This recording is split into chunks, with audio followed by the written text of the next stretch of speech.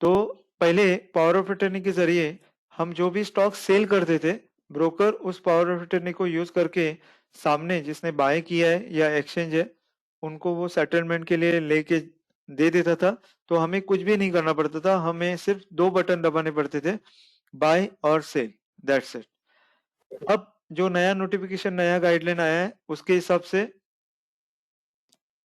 हमें ये जो नया सिस्टम है उसको समझना पड़ेगा, जिसकी वजह से हमें कुछ पेनल्टीज या कुछ चार्जेस अवॉइड करने के लिए मिले। मतलब अगर हम इसको पूरी तरह से अच्छी तरह से समझ लेते हैं इस नए रूल को, तो हम कुछ चार्जेस या पेनल्टी अवॉइड कर सकते हैं। अदरवाइज अगर हमें समझ में नहीं आया या हमें कोई किसी तरह का कंफ्यूजन रहा, और even I am buying some stocks in credit also, या सेलिंग मेरे अकाउंट में कोई भी डेबिट ना होने की सिचुएशन में भी, तो अगर मैं उस टाइम पे बेचता हूं, अगर मुझे इस सारे गाइडलाइन का क्लियरेंस नहीं है, तो शायद हो सकता है कि किसी किसी केस में मुझे पेनल्टी एक्सचेंज को पे करनी पड़ सकती है।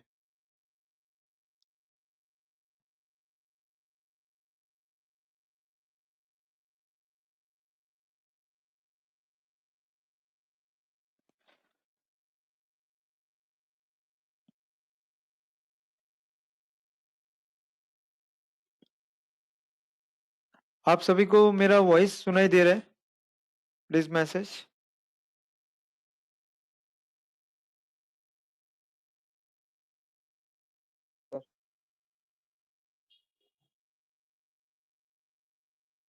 Yes sir. ओके, ठीक है।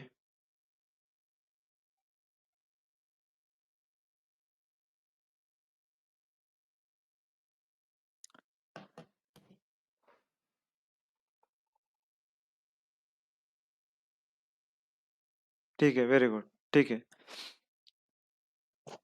तो अब ये जो नए चेंजेस आए हैं वो क्या है, मैं आपको बताता हूँ।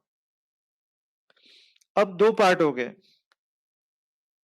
एक जो पूरे कैश में बाय करता है और सेल करता है। फॉर एग्जांपल मेरे पास 1 लाख रुपए है, मैं उस 1 लाख रुपए में शेयर्स खरीद रहा हूँ, और उसी शेयर्स को जिसको मैंने खरीदा है उसको मैं बेच रहा हूँ कुछ दिनों के बाद।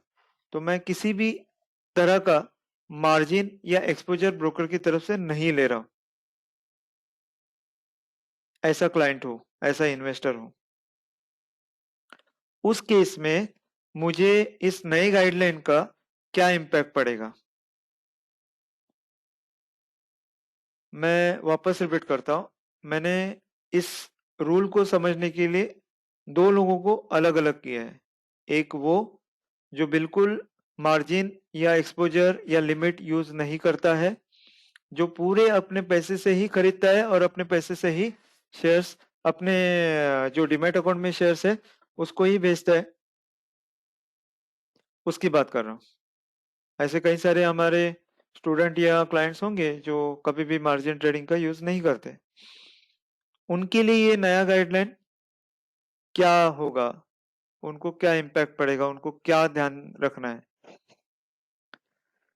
तो अगर वो पूरे अपने पैसे से ही कोई शेयर खरीदते हैं, उस केस में उनको कोई भी तकलीफ नहीं होगी, कोई भी प्रॉब्लम नहीं होगा, कोई भी अलग से ध्यान नहीं रखना है, अगर वो पूरे अपने ही खुद के पैसे से स्टॉक खरीद रहे हैं तब। अब उन्होंने स्टॉक खरीद लिया मंडे को, और फ्राइडे को उनके स्टॉक का प्राइस आ गया और उनको वो बेचना है। यहाँ पे उनको केयरिंग लेनी पड़ेगी, उनको ध्यान रखना पड़ेगा, उनको जो नया रूल है उसको समझना पड़ेगा बेचते वक्त। इवन उनके डीमैट अकाउंट में वो शेयर पड़ा हुआ है, क्रेडिट पड़ा हुआ है, तो भी। तो वो ध्यान क्या रखना पड़ेगा, वो ध्यान ये रखना पड़ेगा कि जब भी वो शेयर बेच रहे हैं, डीमैट अकाउंट में जो ऑलरेडी क्रेडिटेड शेयर है उसको वो बेच रहे हैं, उसके अगेंस्ट में वो कोई और दूसरा स्टॉक इमीडिएटली उसी दिन या तीसरे दिन तक खरीद नहीं सकते।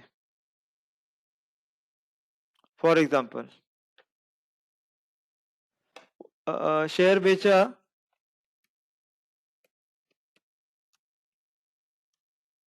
On 27th August 2020।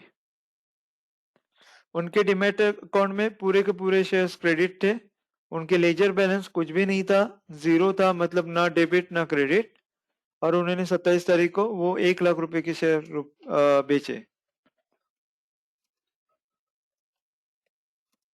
1 लाख।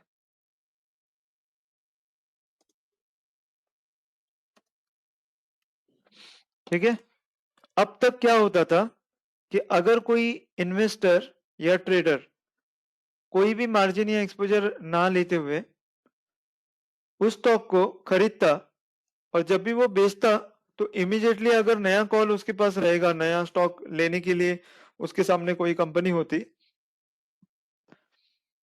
तो वो क्या करता था, उस 1 लाख का सेम डे सेम टाइम दूसरे शेयर्स खरीदता था, जो पॉसिबल था, इजीली पॉसिबल था। अब ये पॉसिबल नहीं होगा, और अगर ये पॉसिबल करना है तो इस केस में वो जो इन्वेस्टर है उसको एक्स्ट्रा अमाउंट देना पड़ेगा। ठीक है। अब मंडे को मैंने शेयर खरीदा, वेनेसडे को मेरे डीमैट अकाउंट में आया, मैंने शेयर खरीदते वक्त ब्रोकर से किसी भी तरह का लिमिट नहीं लिया, वेनेसडे को डीमैट अकाउंट में आने के बाद मैंने फ्राइडे को उसको बेच रहा हूँ 1 लाख रुपए वर्थ ऑफ रुपीज के शेयर्स, फ्राइडे को ही मुझे कोई और कंपनी का स्टॉक खरीदना है, तो वो मैं नहीं कर सकता हूं। मुझे अगर वो जो मैंने बेचे हुए शेयर्स है उसके उसका जो पैसा फ्री हो गया है, उसको अगर मुझे दूसरे स्टॉक में यूज करना है सेम डे में, तो आई कैनॉट यूज इट, मैं यूज नहीं कर सकता हूं उसको। क्यों नहीं यूज कर सकता हूं?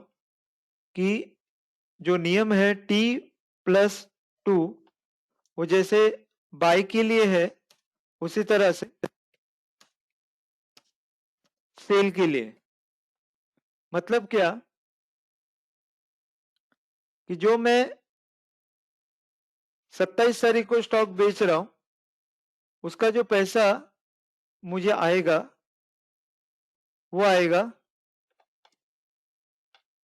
27 अगस्त 2020, ये होगा T।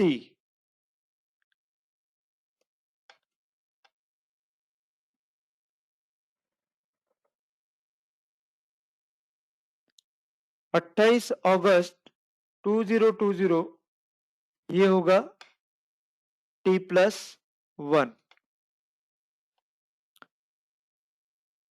और 29 अगस्त 2020, ये होगा T+2। तो जो पैसा आएगा ब्रोकर को हमने स्टॉक सेल करने के बाद वो 29 अगस्त को आएगा। जैसे मैंने मंडे को शेयर बाय किया था, वेनेसडे को डीमैट अकाउंट में आया, उसी तरह से मैं 27 को बेचूंगा तो 29 को मुझे एक्सचेंज से ब्रोकर के थ्रू पैसा आएगा। तो सेबी का नया नियम क्या कहता है कि बस तुम्हारा जब पैसा खुद का एक्सचेंज की तरफ से T+2 में आएगा तभी आप नया शेयर लो, उसी दिन आप नया शेयर नहीं ले सकते हो। ठीक है। तो ये जो मैंने अभी तक आपको एक्सप्लेन किया है ये एग्जांपल, ये किन किन लोगों को नहीं समझ में आया, प्लीज माइक ऑन करके बोलिए। नहीं समझ में आया ऐसे जो लोग। हाँ हाँ सर, जरा पुन्हा एक्सप्लेन कराल प्लीज. ठीक है, पक्का। Thank you sir. जब मैंने ट्रेडर या इन्वेस्टर लोगों को दो कैटेगरी में डिवाइड किया है। पहला कैटेगरी जो कभी भी ब्रोकर से लिमिट, एक्सपोजर, मार्जिन, एमटीएफ कुछ भी नहीं लेते, पूरी कैश में ट्रेड करते हैं। उनके केस में अभी तक क्या चला आ रहा था कि जब भी कोई इन्वेस्टर किसी अमाउंट का शेयर सेल करता था उसी दिन वो उसको बिना मतलब क्या बोलते हैं उसको, अपने अकाउंट में आने दिए, वो उसी दिन किसी और स्टॉक में उसको एंगेज कर देता था। क्यों? क्योंकि ये पॉसिबल होता था कि T+2 में पैसा आने तक रुकने की जरूरत नहीं रहती थी। ब्रोकर अपने पॉकेट में से पैसा देकर, उसको मालूम है कि बॉस ये एक्सचेंज से T+2 में तो पैसा आने वाला ही है, तो टिल द टाइम वो क्लाइंट को अलाउ करता था उतने ही अमाउंट के शेयर्स खरीदने के लिए, जिसके ऊपर क्लाइंट को किसी भी तरह का इंटरेस्ट नहीं पे करना पड़ता था और क्लाइंट के ऊपर किसी भी तरह का डेबिट क्रिएट नहीं होता था। क्यों नहीं होता था? क्योंकि ब्रोकर इसमें हेल्प करता था आपको T+2 का पैसा आने के पहले भी उतने ही अमाउंट के शेयर्स खरीदने के लिए अलाउ करता था, जिसके लिए किसी भी तरह का इंटरेस्ट या कोई कुछ नहीं पे करना पड़ता था। अब आपको जब भी आप अपने डीमैट के शेयर्स बेचोगे, उसी दिन अगर उतने ही वैल्यू के और शेयर खरीदने हैं आपको दूसरे कंपनी के, तो आप खरीद नहीं सकते हो। आपको आपका पैसा आपके डीमैट अकाउंट में, ट्रेडिंग अकाउंट में, लेजर में आने देना पड़ेगा। वो कब आएगा? जिस दिन आप बेचोगे, ये सेलिंग वाला डेट,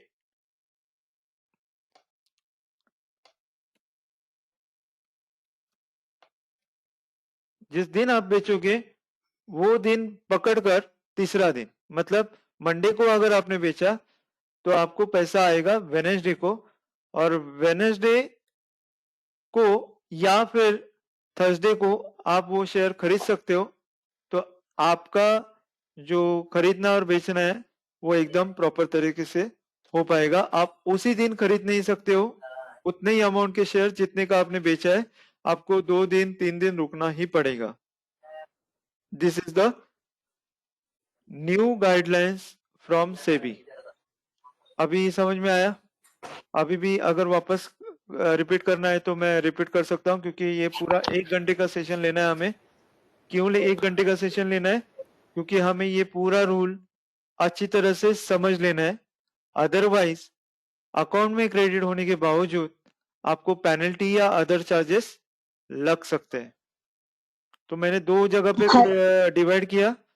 एक क्रेडिट वाले क्लाइंट का मैं पहले एक्सप्लेन कर रहा हूँ, बोलिए। हा सर, मला असं विचारायचंय, आता ते 1 लाखाचे शेअर आपण घेतले विकले तर तोपर्यंत आपण बाय सेल करू शकत नाही, बरोबर? दुसरे शेअर घेऊ नाही शकत. करेक्ट. पण आपल्याकडे दुसरे 50,000 अमाऊंट आहे, आपण त्या पैशांमध्ये आपण दुसऱ्या कंपनीचे शेअर घेऊ शकतो ना? खूप छान प्रश्न है कि अगर मेरे पास एक्स्ट्रा पैसा है डीमेट अकाउंट में, अभी मैंने जो एग्जांपल दिया उसमें मैंने आपको क्लियर किया था कि मेरे लेजर अकाउंट में, लेजर में 0 अमाउंट था, मैंने 1 लाख का शेयर लिया, 0 अमाउंट रहा, डीमेट अकाउंट में 1 लाख रुपए के शेयर आ गए, उसको मैंने बेचा।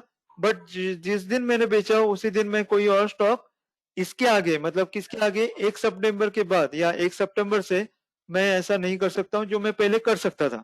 उसी दिन मैं नए शेयर ले सकता था। बट सुरेखा मैडम ने अभी जो पूछा है या बताया वो ये है कि इन केस उस 1 लाख को छोड़कर अगर मेरे पास एक्स्ट्रा 50,000 रुपीज उस डीमेट अकाउंट में है, तो क्या मैं उस कंडीशन में नए शेयर्स ले सकती हूँ या सकता हूँ? तो यस, यू कैन बाय। अगर आपके पास एक्स्ट्रा अमाउंट डीमेट ये ट्रेडिंग अकाउंट में, लेजर में क्रेडिटेड है तो। अभी समझ में आया?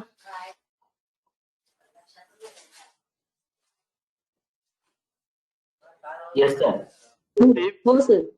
हाँ, सेबी का नया नियम क्या कहता है कि आप सर, सेल कर रहे हो स्टॉक को, उसी दिन सेलिंग किए हुए स्टॉक के बाद जो पैसा आपको वहां पे दिख रहा है, उस पैसे का उसी दिन आप यूज नहीं कर सकते हो।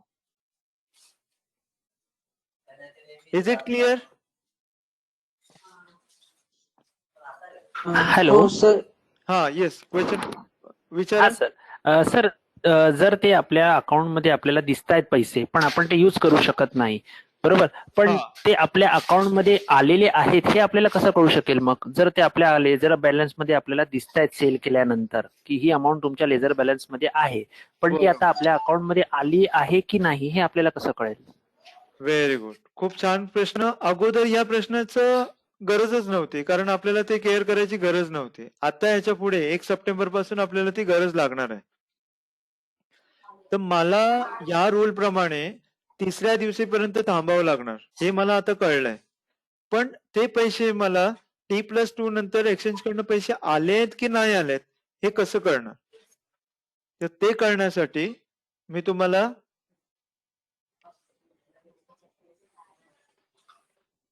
एंजल ब्रोकिंगचं वेब बेस्ड जे सॉफ्टवेअर आहे ते लॉग इन करून दाखवतो.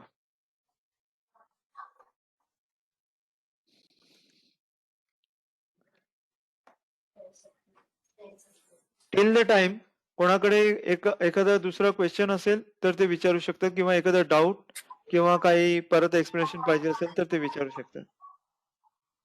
हाँ सर सर जब जब आपका मैसेज आया था कि we have to pledge every time before we sell, तो ये अप्लाई अप्लाई नहीं होता है क्या अभी? हाँ, लास्ट संडे को जो इन्फॉर्मेशन मेरे पास अवेलेबल था उसके हिसाब से even someone is not using margin trading, someone is not using, या किसी के पास अगर डेबिट नहीं रहेगा, क्रेडिट रहेगा, तो भी उसको प्लेस करना कंपलसरी था. नए इंस्ट्रक्शन, नए गाइडलाइन जो अभी रिसेंट में कल और आज मेरे पास आए हैं, उसके हिसाब से जिसके पास क्रेडिट है, जिसके पास डीमेट अकाउंट में शेयर्स पड़े हुए हैं, उन लोगों का पीओए अभी भी यूज हो सकता है इसके आगे भी. तो they no need to place their shares. Sir but उसमें लिख के आया था कि अगर आपको सेल नहीं भी करना है तो भी आप प्लेज करके रख सकते हैं, कि आपको अगर मार्जिन फैसिलिटी यूज नहीं करना है तो भी, है ना? एग्जैक्टली. तो पहले रूल क्या था कि पीओए बिल्कुल यूज नहीं करने का. हाँ बोलिए. ओके. तो पहले रूल क्या था कि अगर आप क्रेडिट फैसिलिटी या मार्जिन फैसिलिटी या डेबिट वगैरह नहीं है तो भी आपको किसी भी हालत में ये करना पड़ता था, क्या पीओए ना यूज करने का इंस्ट्रक्शन था सेबी की तरफ से. तो पीओए बिल्कुल ही यूज नहीं करने का इंस्ट्रक्शन था. उस केस में क्या होता था पहले कि ब्रोकर के नाम पे जब तक शेयर हम प्लेस नहीं करते थे तब तक सेल करने का अलाउड नहीं था, even you have credit in your demat account and trading account. But now SEBI ने वहां पे हमें सहूलियत दी है कि अगर आपका डेबिट या कुछ भी नहीं है, उस केस में पीओए ब्रोकर यूज कर सकता है अभी भी, इसके आगे भी.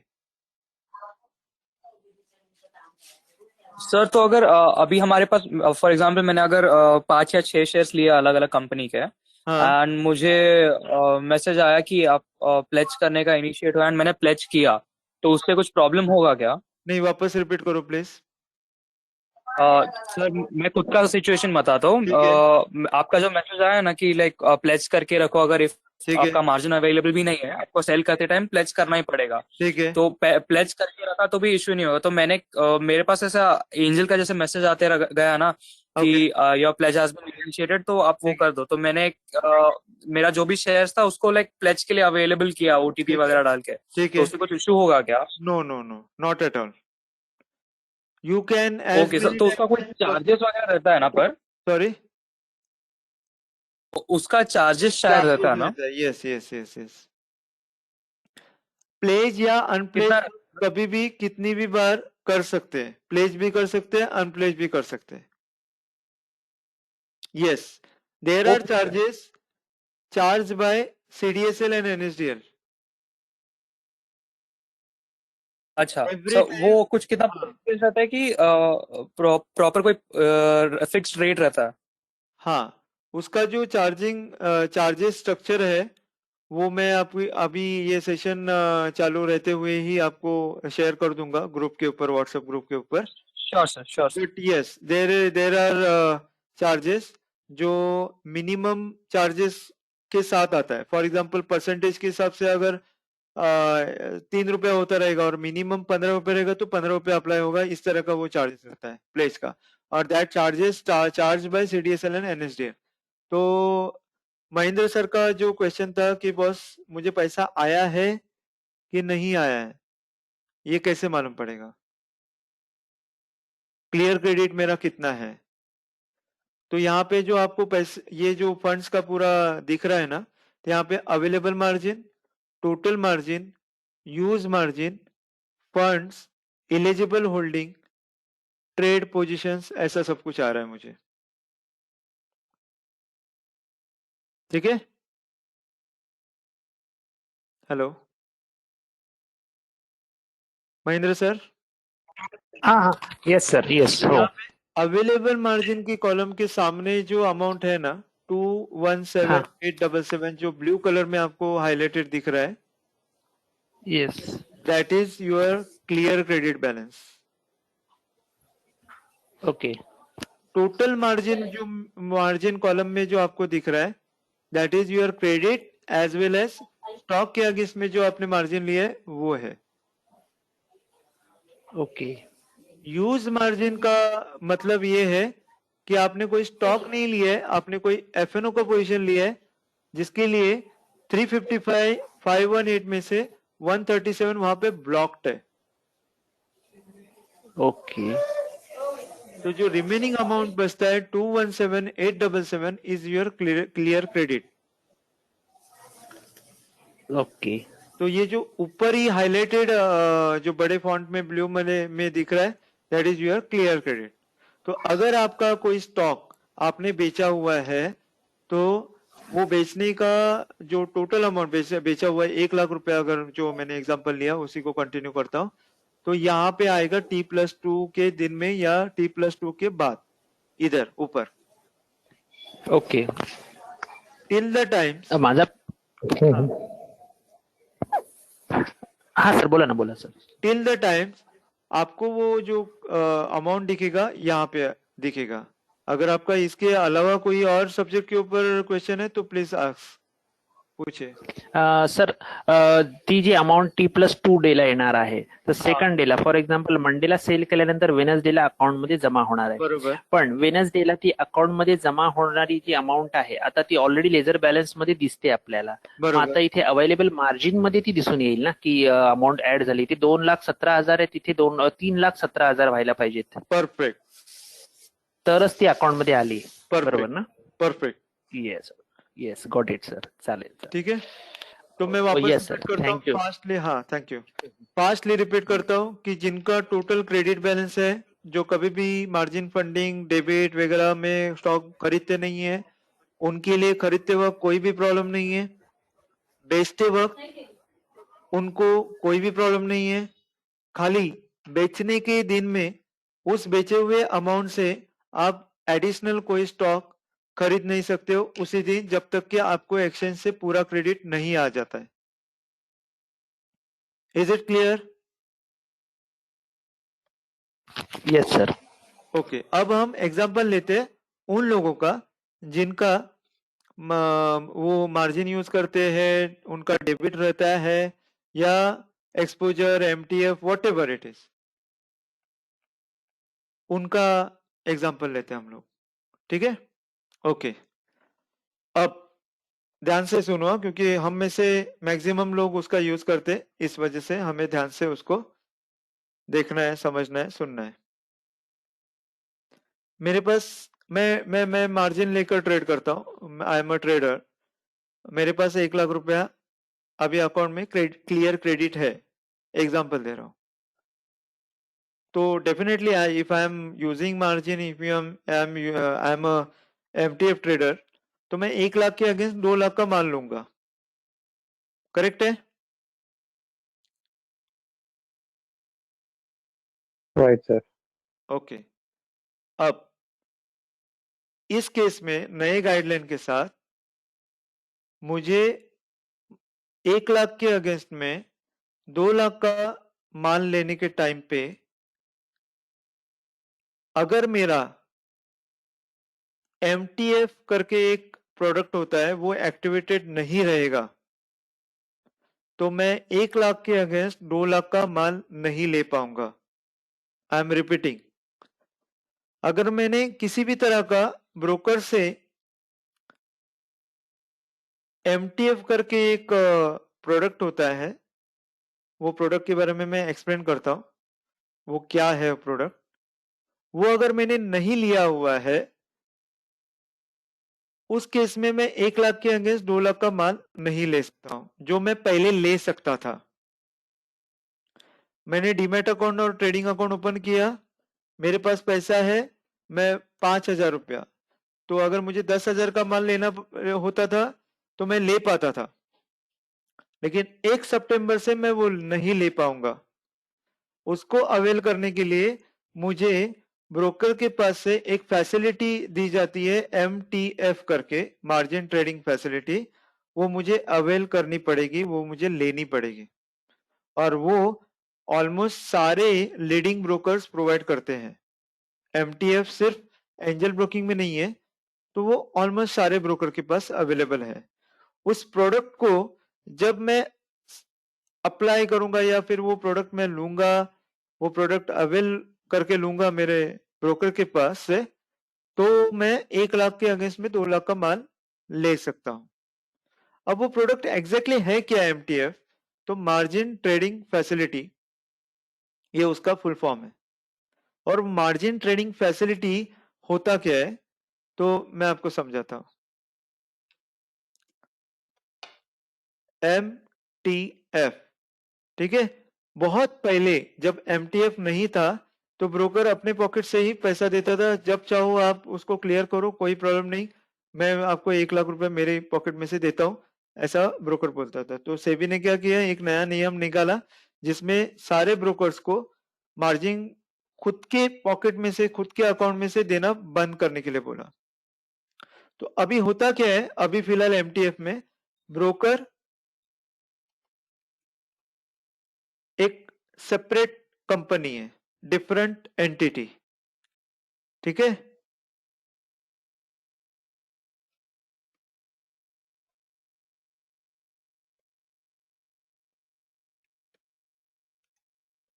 उसके साथ साथ ब्रोकर ने एक किसी फाइनेंस कंपनी को के साथ टाई अप किया होता है। MTF जो अभी आपको मिल रहा है ना, वो ऐसा मिल रहा है, मैं आपको उसका स्ट्रक्चर बता रहा हूं कि ब्रोकर एक सेपरेट है कंपनी, उसने किसी फाइनेंस कंपनी के साथ टाई अप किया हुआ है, और वो फाइनेंस कंपनी हमें क्या करती है, MTF प्रोवाइड करती है। मतलब एंजल ब्रोकिंग से मैं जो MTF ले रहा हूं, वो मुझे एंजल ब्रोकिंग फंडिंग नहीं कर रहा है, तो एंजल ब्रोकिंग के साथ जो कंपनी फाइनेंस करने के लिए टाई अप है, वो कंपनी मुझे MTF दे रही है। जो 18% पर एनम मुझे इंटरेस्ट पे करना पड़ रहा है, वो भले एंजल ब्रोकिंग लेजर अकाउंट में से माइनस करके ले रहा है 18% पर एनम के हिसाब से जो इंटरेस्ट होता है वो, बट वो जाता है उस फाइनेंस कंपनी के पास। ये सेबी का उस टाइम पे गाइडलाइन आया था जिस दिन से ये ऐसा स्ट्रक्चर चालू हुआ। अदरवाइज इसके पहले डायरेक्ट ब्रोकर से ही फंडिंग होता था, और जो भी इंटरेस्ट जाता था वो ब्रोकर को जाता था। ये समझ में आया आपको? प्लीज मैसेज और माइक ऑन करके बताइए। Yes sir. ठीक है, ओके। अब मैंने क्या बोला थोड़ी देर पहले, इसको एक्सप्लेन करने से पहले, कि अगर मैं ट्रेडर हूं, अगर मैं मार्जिन फंडिंग का यूज कर रहा हूं और मैंने MTF प्रोडक्ट नहीं लिया हुआ है, उस केस में सितंबर 1 तारीख के पहले मैं, मेरे पास 5,000 होता था तो मैं 15,000 10,000 का ले पाता था। अब मैं अगर MTF में नहीं हूं, उस केस में मैं 5,000 के ऊपर 5,000 का माल नहीं ले सकता हूं, मतलब 10,000 या 15,000 का माल नहीं ले सकता हूं, मुझे MTF कंपलसरी लेना ही पड़ेगा। ठीक है, ये ट्रेडर को, जो ट्रेडर है ना, शॉर्ट टर्म ट्रेडर या जो भी ट्रेडर है, उनको ये फर्क पड़ा है नए गाइडलाइन के हिसाब से। Earlier MTF was optional, now MTF is very compulsory। जिनको मार्जिन फंडिंग चाहिए, जिनको अपने पैसे से ज्यादा पैसे का माल लेना है, उनके लिए MTF इज वेरी कंपल्सरी। अब उन ट्रेडर के लिए जो मार्जिन फंडिंग यूज करते हैं या एक्सपोजर यूज करते हैं या लिमिट यूज करते हैं, उनके लिए कंपल्सरी क्या है? उनके लिए कंपल्सरी ये है कि जो भी स्टॉक वो ले रहे हैं, खरीद रहे हैं, मान लो 1 लाख रुपए का स्टॉक खरीदा या 2 लाख, 1 लाख के सामने उनका MTF एक्टिवेट हो गया और 1 लाख के अगेंस्ट में उन्होंने 1 लाख का माल लिया है, तो 2 लाख के माल को उनको प्लेज करना पड़ेगा। मार्जिन फंडिंग में पीओए ब्रोकर बिल्कुल यूज नहीं कर सकता है। For MTF client,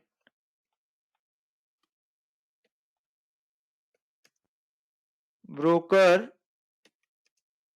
cannot use POA, मतलब जो भी लिमिट लेकर ट्रेड कर रहे हैं, जो भी MTF लेकर ट्रेड कर रहे हैं, जो भी एक्सपोजर लेकर ट्रेड कर रहे हैं शॉर्ट टर्म ट्रेडिंग में, उनके लिए सबसे इंपॉर्टेंट थिंग है कि उन्होंने जो ब्रोकर को पीओए दिया हुआ है वो पीओए अभी कुछ भी काम का नहीं है। समझ में आया? जिनका क्रेडिट है उनका पीओए अभी भी यूज होगा, जिनका क्रेडिट नहीं है उनके लिए पीओए कोई कुछ भी काम का नहीं है। उनको कंपलसरी अपने सारे स्टॉक्स को ब्रोकर के पास प्लेस करना ही पड़ेगा, तब जाकर वो जब चाहे, कौन? वो क्लाइंट जब चाहे अपने शेयर्स इजीली बेच सकता है अगर वो प्लेस किए हुए होंगे तो।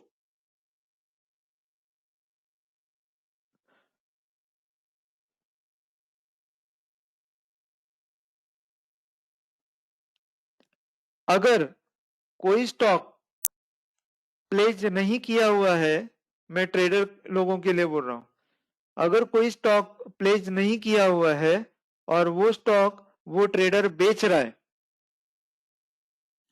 उस केस में ब्रोकर उस क्लाइंट के मतलब ट्रेडर के डीमैट अकाउंट से वो शेयर सेटलमेंट के लिए बाहर निकाल ही नहीं पाएगा। और अगर सेटलमेंट के लिए डीमैट अकाउंट से वो शेयर बाहर नहीं गया, मतलब बायर के पास नहीं गया, उस केस में आपका स्टॉक एक्सचेंज आपके उस ट्रांजैक्शन का ऑक्शन करेगा, उतने शेयर का वो ऑक्शन करेगा जितना शेयर आपने बेचा हुआ है। Example, I am MTF trader, मैंने 1 लाख के अगेंस्ट में 1 लाख का माल लिया है, वो है HDFC बैंक का। सोमवार को मैंने लिया, बुधवार को मैंने उसको प्लेस की नहीं किया, बुधवार को जो मुझे करना चाहिए था, फ्राइडे को मैंने उसको बेचा बिना प्लेस किए। तो फ्राइडे को जो मैंने HDFC बैंक बेचा वो बिक तो गया, लेकिन डीमैट में से वो बाहर नहीं निकला, वो डीमैट के डीमैट में ही है। क्यों नहीं निकला? क्योंकि जो पहले पीओए ब्रोकर यूज करता था अब वो यूज नहीं कर पाएगा MTF क्लाइंट्स के लिए। तो जो MTF के क्लाइंट्स है उनको चाहिए कि जब भी वो कोई शेयर खरीदे और वो उनके डीमैट अकाउंट में आए तो उनको ताबड़तोड़ प्लेस करके रखना है अपने शेयर्स, तब जाकर जो फ्राइडे को HDFC बैंक बेचेगा वो ट्रेडर, तो वो ब्रोकर प्लेज होने के कारण उसको डीमैट अकाउंट से बाहर निकल पाएगा और जो बायर है उस वहां तक पहुंचा पाएगा। अगर क्लाइंट ने भूल गया, क्लाइंट या कुछ और रीजन की वजह से प्लेज नहीं किया और उसने फ्राइडे को बेचा जिस कंडीशन में वो स्टॉक नहीं गया उनके डीमैट अकाउंट से बाहर बायर के पास, और अगर ऑक्शन हुआ तो जो पेनल्टी है वो बहुत बड़ी पेनल्टी लग सकती है। यहां तक समझ में आया आपको?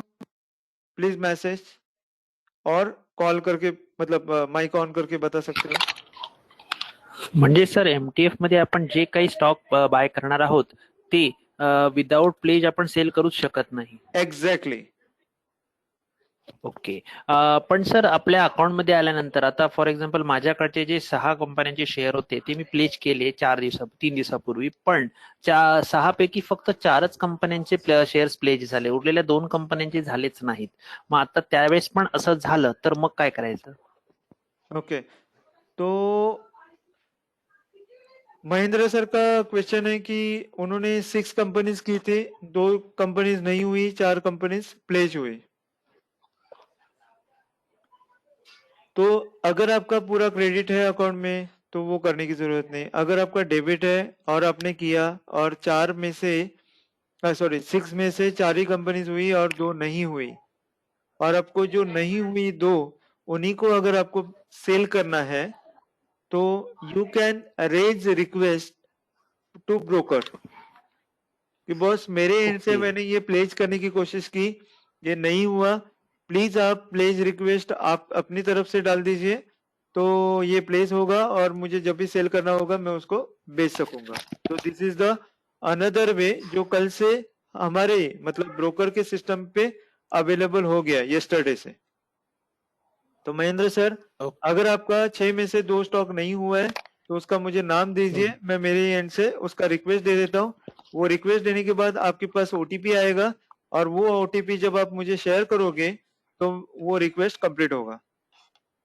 Okay sir, thank you thank you. ठीक है? One more query sir. हाँ प्लीज। सर मेरे एक कंपनी के जो 4 शेयर थे मेरे पास, उसमें से सिर्फ 3 ही प्लेज हुए और चौथे शेयर का प्लेजिंग का मैसेज मुझे आज आया है। तो ऐसा अगर उस वक्त भी हुआ, जब जो मैंने वेडनेसडे को लिया और फ्राइडे को बेचना है, तो उस वक्त भी ऐसे ही हुआ। वेडनेसडे को लेने के बाद 10 शेयर लिए, उसमें से 5 ही प्लेज हुए और 5 का प्लेज नहीं हो पाया, तो मैं फ्राइडे को 10 नहीं बेच पाऊंगा ना? एग्जैक्टली मतलब महेंद्र सर का क्वेश्चन ये है कि अगर पार्शियल प्लेज हुए और मुझे बेचना है अचानक तो मैं कैसे बेच पाऊंगा, और अगर मैंने बेचा भी तो मुझे अननेसेसरी पेनल्टी लग जाएगी। तो मुझे महेंद्र सर को एक क्वेश्चन पूछना है ये आपको कि क्या वो शेयर रिसेंट बाय किए हुए थे कि वो बहुत पहले के ही थे? नहीं, बहुत पहले के थे। ओके, आई डोंट जो थिंक। 4 शेयर में अच्छा, जो 4 शेयर मैंने उस कंपनी के लिए थे बजाज के, उसमें से सिर्फ 3 ही प्लेज हुए, एक नहीं हुआ, जिसका प्लेजिंग मुझे आज मैसेज आया था, इंक्रीज मार्जिन। तो मैंने इंक्रीज पे क्लिक किया तो वापस कल आया था। इंक्रीज मार्जिन क्लिक करने के बाद मुझे वही एक शेयर दिखाया गया कि जो बचा बैलेंस था। Okay okay okay. तो अगर मेरे डीमैट अकाउंट में बहुत पहले के शेयर अगर पड़े हुए हैं, उस केस में ऐसा नहीं होना चाहिए। हाँ, रिसेंट में अगर कोई शेयर मैंने नया खरीदा है, उस केस में जो डीमैट अकाउंट में क्लियर बैलेंस रहेगा उसी का प्लेज हो पाएगा। बट अगर ये महेंद्र सर का बहुत पहले लिया हुआ था और फिर भी उनका पार्शियल ही प्लेज हुआ, तो यस इट्स अ वेरी ये प्रॉब्लमेटिक थिंग कि जहाँ पे ये महेंद्र सर का अगर ध्यान गया तो वेरी गुड, नहीं गया होता तो शायद 4 शेयर बेच चुके होते और एक शेयर का ऑक्शन हो जाता जिसका पेनल्टी महेंद्र सर को बियर करना पड़ता। In this case Mahendra sir, एक और क्वेश्चन मैं आपको पूछना चाहूंगा कि जब आपने प्लेस रिक्वेस्ट का फॉर्म ओपन किया था, लिंक ओपन की थी, तो वहां पे टोटल कितने क्वांटिटी उस टाइम पे दिखा रहे थे? 4 दिखा रहे थे या 3 दिखा रहे थे? उस टाइम पे 4 दिखा रहे थे।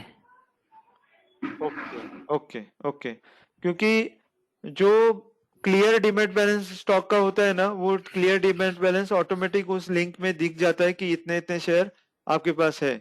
तो मुझे वो देखना पड़ेगा कि क्यों आपका एक शेयर छूट गया प्लेज होने से, और उसके बाद मैं आपको इसका करेक्ट आंसर कर पाऊंगा कि रीजन क्या है। एक मुझे थोड़ा सा महसूस हो रहा है वो चीज, वो ये कि बहुत सारे ब्रोकर्स जो सेबी ने ये जो नया नियम लाया है ना, उसके लिए सिस्टम के तौर पर तैयार नहीं है। मतलब जो टेक्नोलॉजी या जो भी सिस्टम उनको अपग्रेड करना होता है ना, उस बेस पे वो लोग तैयार नहीं है। क्योंकि ये सेबी ने क्या किया, रूल लागू कर दिया, बट ये नहीं देखा कि इस लॉकडाउन के सिचुएशन में क्या सारे ब्रोकर्स अपने क्लाइंट को सही तरह से हेल्प करने के काबिल है या नहीं है।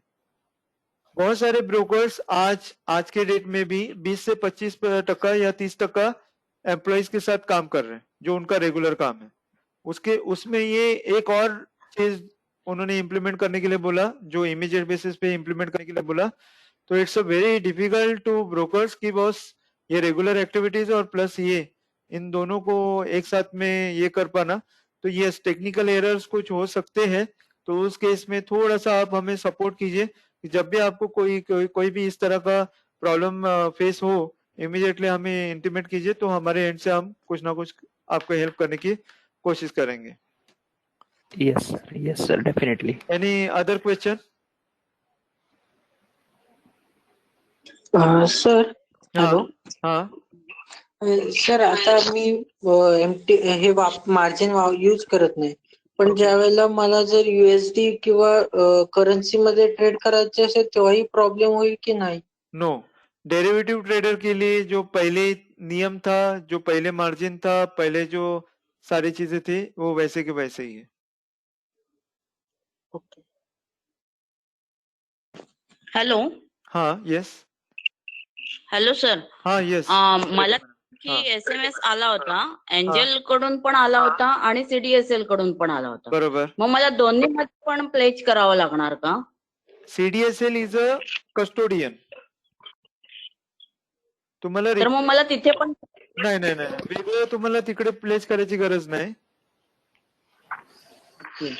तुम्हाला प्लेस कारण तिथे पण तुम्हाला प्लेस करायची गरज आहे एंजल ब्रोकिंग मध्ये आणि इनडायरेक्टली CDSL कडे ते प्लेस होऊन जाईल.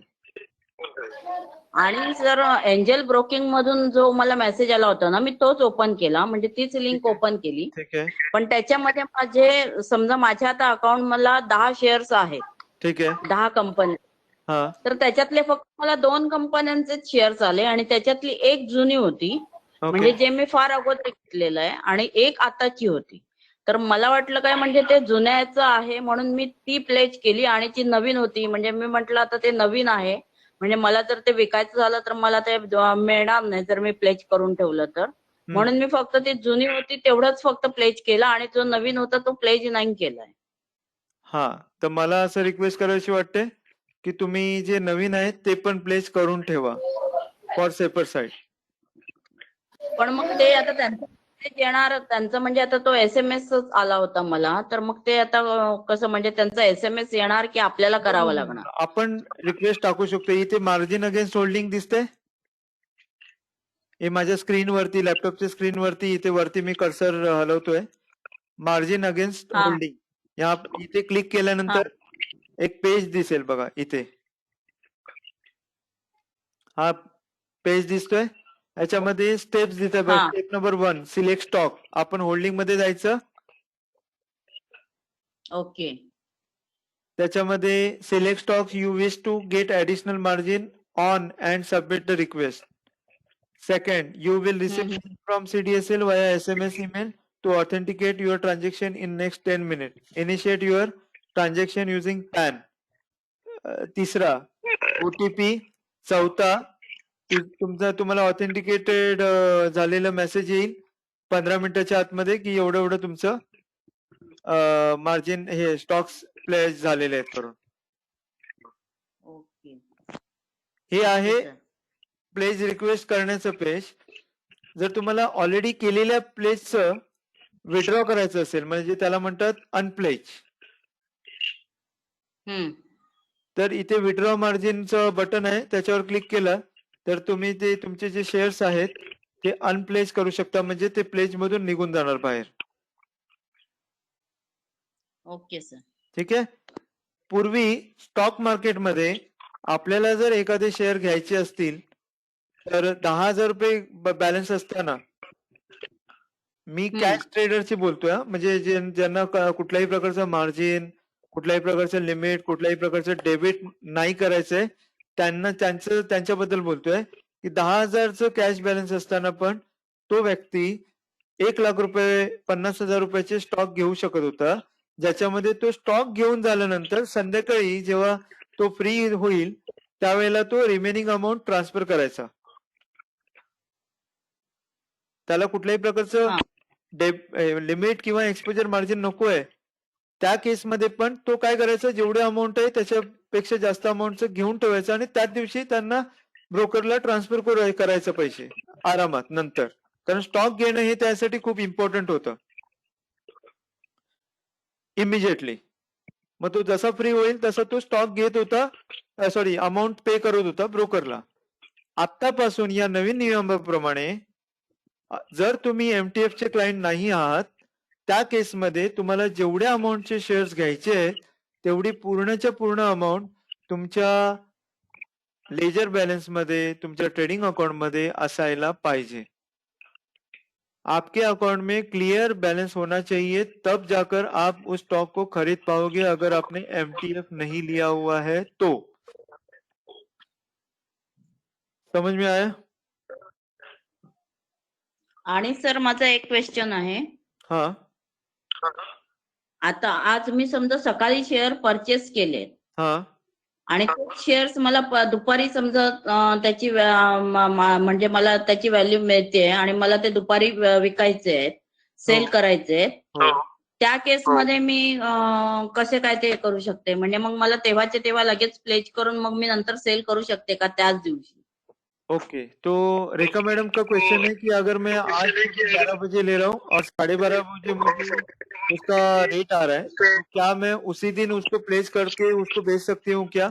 तो आंसर है कि अगर आप इंट्राडे ट्रेड कर रहे हो, अगर आप ये इंट्राडे है ना कि 11 बजे लिया 12:30 बजे बेचा, तो अगर आप इंट्राडे ट्रेड हाँ। कर रहे हो, उस केस में आपका प्लेज, पीओए, शेयर प्लेज ऐसा कोई मैटर नहीं करेगा। इंट्राडे के ट्रेडर वालों के लिए मैं आपको खास करके बता देता हूं कि आपके केस में कुछ भी चेंजेस नहीं है, ना लिमिट का चेंज है, ना मार्जिन का, ना एक्सपोजर का, ना किसी भी चीज का कोई भी चेंजेस नहीं है। जैसे पहले था वैसा ही है, आपको कुछ भी शेयर प्लेस करने की जरूरत नहीं, कुछ नहीं कुछ नहीं कुछ नहीं। इंट्राडे वालों के लिए ये नया नियम बिल्कुल लागू नहीं है। सर आता आता या नव्या रूल नुसार बीटीएसटी पॉसिबल आहे का? काय पॉसिबल है? बीटीएसटी, बाय टुडे हाँ, सेल तो टुमारो।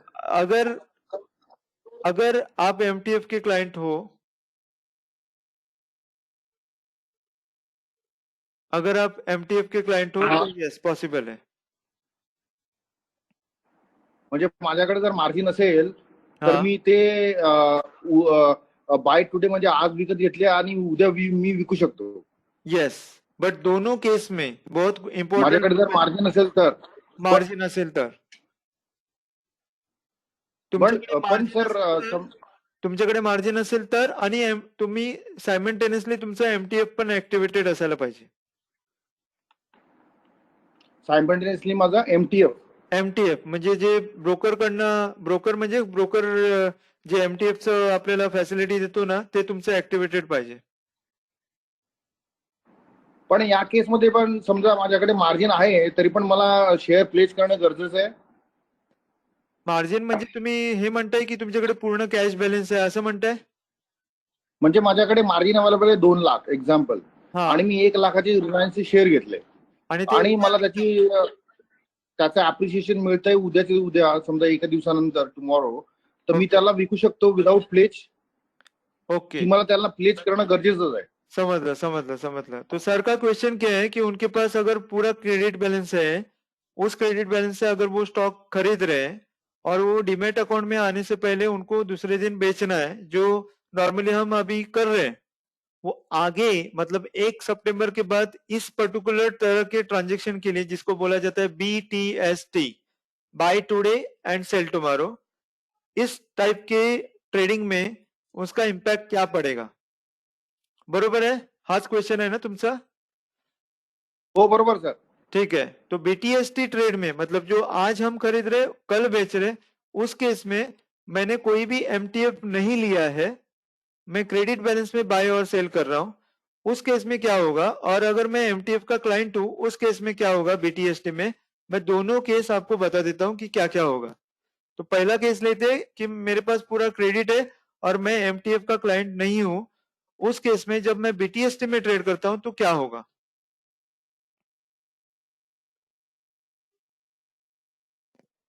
एक्सचेंज क्या बोलता है कि आप अगर एमटीएफ के क्लाइंट नहीं हो तो आप जब खरीदने जा रहे हो तो आपको 100% अमाउंट देना पड़ेगा, जो इस केस में हमने दिया है कि 2 लाख का रुपया क्रेडिट है, 1 लाख का मान लिया, या 2 लाख रुपए क्रेडिट है तो 2 लाख का मान लिया, तो 100% हमने अपफ्रंट मार्जिन दे दिया।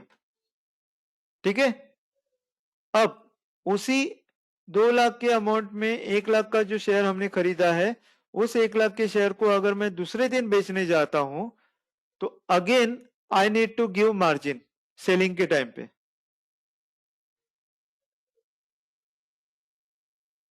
आई एम रिपीटिंग, ते मार्जिन किती असेल सर? ते मार्जिन किती असेल? 30% at least, 30% of total value, 30% of 1 lakh. Suppose मी 1 लाखाचे शेअर आज घेतले हाँ आणि मला उद्या विकायचे तर मला 30,000 मार्जिन माझ्याकडे असलं पाहिजे. येस. पण माझ्याकडे टोटल मार्जिन अवेलेबल आहे 2 लाख. हाँ. आणि मी 1 लाखाचं तर मी दुसऱ्या दिवशी विकू शकतो ना ते विदाउट प्लेज. यस. कारण तुमचा आपका यूटिलाइज होने वाला है अमाउंट 1 लाख प्लस 30,000, 1,30,000 आपके अकाउंट में 2 लाख रुपए है. उस केस में आप वो बीटीएसटी वाला ट्रेड कर सकते हो.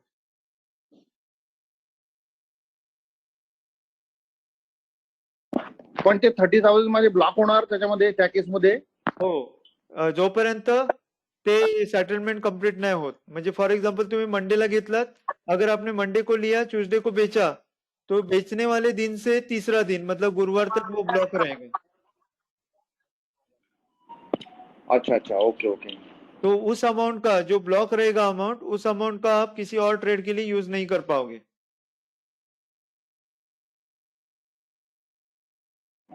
ओके ओके, समझ आता. ठीक है.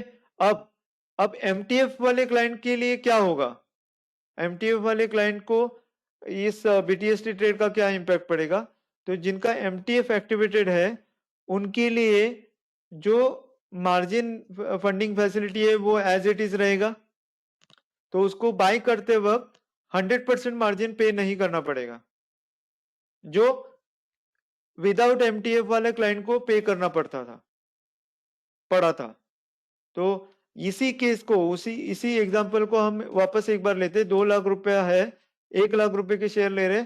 उस केस में एमटीएफ वाले क्लाइंट को अमाउंट 50,000 रुपया ब्लॉक होगा, 50% ऑफ द स्टॉक वैल्यू. और जब वो दूसरे दिन बेचेगा तो एज पर exchange norm 30% of stock value block होगा. तो टोटल 80% उनका अमाउंट ब्लॉक रहेगा टिल द टाइम वो सेटल नहीं होता है तब तक. मतलब टोटल 80,000 ब्लॉक रहेगा इंस्टेड ऑफ 1,30,000 एमटीएफ वाले क्लाइंट के लिए. ऑप्शन ट्रेडिंग के लिए शेयर प्लेस करना कंपलसरी है क्या? तो आंसर है नहीं. अगर आपके पास ऑप्शन ट्रेडिंग के लिए सेपरेट कैश बैलेंस है तो आपको ये शेयर प्लेस करने की जरूरत नहीं है. क्लियर हुआ? सर अजून एक प्रश्न होता. हाँ. ते बीटीएसटी मध्ये समजा आम्ही 1 लाखाचे स्टॉक घेतले हाँ. आणि माझ्याकडे ते विकताना 30% मार्जिन नाहीये, तर मी ओके. ते शेअर प्लेज करून ते शेअर विकू शकतो? कुठल्या कंडिशन मध्ये? एमटीएफ वाल्या क्लायंट कंडिशन मध्ये की विदाउट एमटीएफ? एमटीएफ वाला क्लायंट कंडिशन मध्ये. हा, प्रश्न परत रिपीट कराल प्लीज. माझा प्रश्न हा आहे की समजा मी बीटीएसटी करतोय हा. आणि मी 1 लाखाचे शेअर घेतले रिलायन्सचे एक्झाम्पल, हा. आणि मला ते टुमॉरो उद्या लगेच विकायचे आहेत, पण हा. माझ्याकडे 30% मार्जिन त्यावेळेस नाहीये माझ्या अकाउंट मध्ये. तर मी त्यावेळेस ज्यावेळेस मी ते शेअर घेतले त्याच वेळेस मी त्याला प्लेज करून ते विकू शकतो दुसऱ्या दिवशी? नो. प्लेस तुम्ही तेव्हाच करू शकता जेव्हा तुमच्या डीमॅट अकाउंट मध्ये ते क्रेडिट होतील. जर तुमचं दुसऱ्या म्हणजे दिवशी T+2 हा बोला. T+2 रूल इथे आपलं ऍप्लिकेबल आहे म्हणजे प्लेस करण्यासाठी. Yes yes. जर तुमचं विकताना मार्जिन अवेलेबल नाहीये, तुमच्या केसमध्ये जे प्रश्न विचारला त्या केसमध्ये तुमचं विकताना मार्जिन अवेलेबल नाहीये तर ते विकलं जाणारच नाही. अच्छा अच्छा अच्छा. आणि जर समजा कुठल्या ब्रोकरकडनं ऑटोमॅटिक विकलेच गेले, कसं तरी विकलेच गेले, कारण टेक्नॉलॉजी वाईज त्यांचं जर स्ट्रॉंग नसेल सिस्टम आणि विकले गेले तर इन दॅट केस तुमच्या अकाउंट मध्ये जाणार ते. माझ्या अकाउंट मध्ये जाणार. ऑप्शन लागणार. ऑप्शनचा अर्थ असा असतो, ऑप्शन मध्ये जाणार ते. त्याचा अर्थ असा असतो की जर आपण डिलिव्हरी देऊ नाही शकलो बायरला तर एक्सचेंज काय करतो, मार्केटमध्ये ऑप्शन पुकारतं आणि कुठून तरी दुसऱ्याकडनं ते बायरला शेअर घेऊन देतं. म्हणजे आपण रेटला एक्सचेंजला ते शेअर मिळालेत घेऊन देण्यासाठी, तो रेट आपल्याला ऍप्लिकेबल असतो आणि तो रेट करंट प्राइसच्या ऍटलिस्ट 15 ते 20% वरचा असतो. ओके. असं आहे. हेलो. हाँ सर, अगर एमटीएफ नहीं लिया है हाँ तो और अपने पास मतलब मार्जिनेबल मतलब जो अमाउंट है, समझिए कि 1 लाख अमाउंट है और हाँ 1 लाख के हमने शेयर परचेज कर रखे हैं, हाँ तो फिर अगर हम सेल करेंगे उसको तो सेल नहीं होगा। होगा। Earlier it was very compulsory to do pledge, but अगर आप पूरे क्रेडिट में अगर ले रहे हो, आप एफटीएफ के क्लाइंट नहीं हो, उस केस में आपने 1 लाख का माल लेके रखा हुआ है और जब भी आपको बेचना है यू कैन सेल। उसके लिए वो जो बोल रहे हैं आप 30% ब्लॉक होता है, वो सब जरूरत नहीं है मतलब। अगर आपके डीमैट अकाउंट में वो शेयर पड़े हुए हैं पूरी तरह से क्रेडिट, तो नहीं होगा आपको। पहले ये था कि वो जो 30% सेलिंग का जो रूल था ना, वो इवन क्रेडिट वाले क्लाइंट को भी था, बट नए नोटिफिकेशन के हिसाब से जिनका खाली एमटीएफ वाला जो है या जो क्रेडिट यूज कर रहे हैं उनके लिए वो ब्लॉक होगा, या फिर वो जो पहले डीमैट में आने से पहले अगर बेचना चाहते हैं उस केस में वो 30% ब्लॉक होगा। अब कम से कम जिनके पास पूरी तरह से क्रेडिट बैलेंस है और डीमैट अकाउंट में शेयर्स क्वांटिटी बैलेंस है, उनके लिए तो ज्यादा अभी तकलीफ वाला चीज नहीं रहा है जो पहले था। नहीं, अगर अगर जैसे अभी जैसे ये जो बीटीएसटी बता रहे हैं, अगर हमने आज खरीदे और कल बेचना है तो और फिर हमारे आपको आज 100% मार्जिन देकर कल बेचते वक्त एडिशनल 30% मार्जिन देना पड़ेगा। तो वहाँ मतलब उतना रखना पड़ेगा अकाउंट में बरोबर 1,30,000 एक्स्ट्रा। कम से कम। ओके तो एक्चुअली ओके। पहले हाँ हेलो सर। हाँ पहले एक्चुअली 1 लाख का माल लेकर दूसरे दिन 1 लाख का माल बेचने के टाइम पे एक्स्ट्रा 30% नहीं लगता था जो अभी लगेगा। हाँ यस, नेक्स्ट क्वेश्चन। हा सर, मला असं विचारायचं आहे, तर माझ्या एंजलच्या अकाउंट मध्ये 30-35 हजाराचे शेअर आहेत हा, ठीक है पण माझ्याकडे बॅलन्स फक्त 1140 रुपये जो पाहिजे अकाउंटला. ठीक है पण मग अशा परिस्थितीत मला जे आता आहेत माझे घेतलेले शेअर्स आणि समजा ते टार्गेट आले आणि विकायचे असलं तर मला ते काही प्लेज करून विकावे नो लागतील नो का? नो नो नाही ना, प्लेज, त्याला काही अगर आपका अडचण नाही येणार ना क्लियर विकायला? क्रेडिट बैलेंस है, डीमैट अकाउंट में हाँ उतने शेयर्स है, तो आपको प्लेज करने की जरूरत हाँ है। उस केस में ब्रोकर पीओई यूज कर पाएगा। ओके 30% मार्जिन सेल करते वक्त कब देना पड़ेगा? जब ब्रोकर पीओई यूज नहीं कर पाएगा। और ब्रोकर पीओई यूज कब नहीं कर पाएगा? अगर वो क्लाइंट एमटीएफ का क्लाइंट है या फिर वो क्लाइंट डिलीवरी आने से पहले बेच रहा है, तब ब्रोकर पीओई यूज नहीं कर पाएगा। ओके. मी एमटीएफचे क्लायंट नाहीये सर, म्हणजे हाँ तर मी विकू शकते ना? तब विकू शकता, डीमॅट अकाउंट में क्लियर बॅलन्स आहे, तुम्ही विकू शकता बिंदास। त्या केसमध्ये पीओई यूज करू शकता broker. Okay sir, thank you sir. Welcome. Any question? Sir एक छोटा डाउट था, वो अगर एमटीएफ हम लोग ने नहीं फैसिलिटी यूज नहीं कर रहे एमटीएफ का, ठीक है एंड आपने कोई एक शेयर का कॉल दिया, फॉर एग्जांपल हम लोग ने ओजीवान का लिया, ठीक है ओजीवान का हम लोग ने एक दिन लिया, आज के दिन लिया, हाँ एंड कल के दिन उसका टारगेट हिट कर रहा है, ठीक है तो कल के दिन टारगेट हिट कर दिया और हमने सेल किया, तो उसमें कुछ इश्यू होगा क्या? यस, 30% एडिशनली तुम्हें मार्जिन पे करना पड़ेगा सेलिंग के टाइम पे, अच्छा, बिकॉज तो वो 30% डीमैट अकाउंट में रहना पड़ता है, वो हम लोग को पे करना पड़ेगा। एग्जैक्टली तो तब तक ब्लॉक रहेगा जब तक कि तुम सेल कर रहे हो, उसका अमाउंट एक्सचेंज से आने तक वो ब्लॉक रहेगा 30%। That is the margin, that is not a charge which you okay need to keep in case of BTST। और BTST में 30% मार्जिन सेलिंग के टाइम पे देना पड़ता है। क्यों? क्योंकि वो डीमैट में आने से पहले तुम बेच रहे हो। ओके, तो 30% हमारे पास अकाउंट में एक्स्ट्रा होना चाहिए। एज बैलेंस रहना चाहिए, हाँ एक्स्ट्रा। That's it. तो वो like, उसका कुछ चार्जेस नहीं लगेगा सच? अगर तुम 30% नहीं देते हो और मान लो तुम सेल करने में सक्सेसफुल हो जाते हो, उस केस में जो ओके फ्यूचर एंड ऑप्शन में जो मार्जिन ना होने की कंडीशन में जो चार्जेस लगते हैं पेनल्टी, वो तुम्हें हाँ लगेगी। अच्छा जैसे कि पहला दिन 1%, दूसरा दिन 1%, तीसरा दिन 3%, चौथे दिन से 5-5% लगता है। वैसा उस तरह का पेनल्टी, मतलब इतना पेनल्टी है ये नहीं बोल रहा हूँ मैं तुम्हें, उस तरह का पेनल्टी तुम्हें लगेगा अगर तुम 30% ओके ओके ये जो अपफ्रंट मार्जिन है वो नहीं दे पा रहे हो तो सेलिंग करने के ओके टाइम पे। अब तुम बोलोगे अरे मेरा तो कोई डेबिट ही नहीं है, मैंने तो शेयर आज लिया है और खाली कल ही बेचा है, उस केस में मुझे मार्जिन क्यों देना पड़ेगा और पेनल्टी क्यों भरना पड़ेगा? तो ये नया रूल ऐसा ही है। अगर तुम्हें ओके चाहिए कि वो 30% वाला मामला तुम्हारे केस में नहीं रहे या पेनल्टी नहीं लगे, तो यू वेट टिल हाँ द टाइम वो डीमैट में नहीं आता है, and then you sell. And but ये डेरिवेटिव में ये नहीं रहेगा ना? क्या? अगर समझो मैं फ्यूचर्स में ले रहा हूँ हाँ और फ्यूचर्स में मैंने OG1 का लिया एंड मेरे को एक ही दिन वही दिन में टारगेट मिल गया मुझे हाँ, और वो टारगेट दिन में अचीव मिल हो गया, गया मैंने या सेल कल किया, मिल तो उस गया, टाइम तो भी डेरिवेटिव का एज पहले था वैसा ही रूल लागू है। Okay okay. बाकी नॉर्मल इक्विटी सेगमेंट में है।